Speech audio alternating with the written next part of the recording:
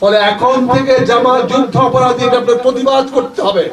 রাজাকার কিন্তু কোন রাজনৈতিক সংগঠন ছিল না, রাজাকার ছিল একটা চাকরি, চৌকিদার বাহিনী, যারা ব্রিজ, কালভার্ট, বিভিন্ন স্থাপনা পাহারা দিত। তারা কাউকে মারার জন্য যাইতো না, কারো বাড়িতে হামলা করতো না।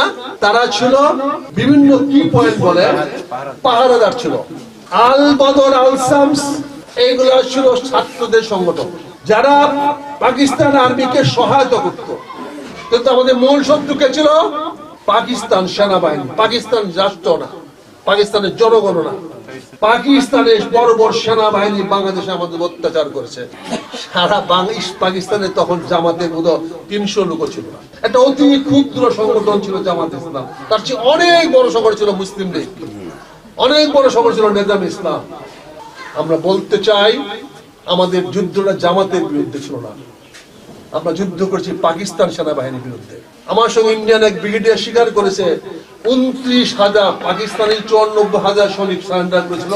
তার মধ্যে 29,000 ছিল রাজাকার, আল শামস, আল বদর। তারা পাকিস্তানে নিয়ে চলে গেছে। তাহলে বাংলাদেশে জামাত ইসলামের কোন লোক পাকিস্তানে যায় না বা ভারতে সারেন্ডার হয় না। ফলে এখন থেকে জামাত যুদ্ধ অপরাধী আপনার প্রতিবাদ করতে হবে। আপনারা বলতে হবে না জামাতে কোনো স্বাধীনতা বিরোধী, মুক্তিযুদ্ধ বিরোধী কোন লোক নাই।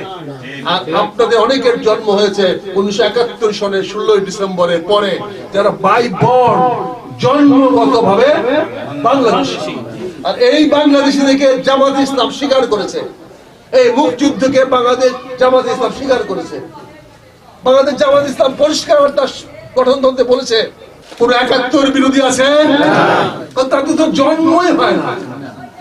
এখন যারা 71 কথা স্মরণ করাতে যায়, তাদের উদ্দেশ্যে বলতে চাই, বাবা 71 বাংলাদেশ জন্ম হয় নাই, বাংলাদেশ জন্ম 16 ডিসেম্বর 71 সালে।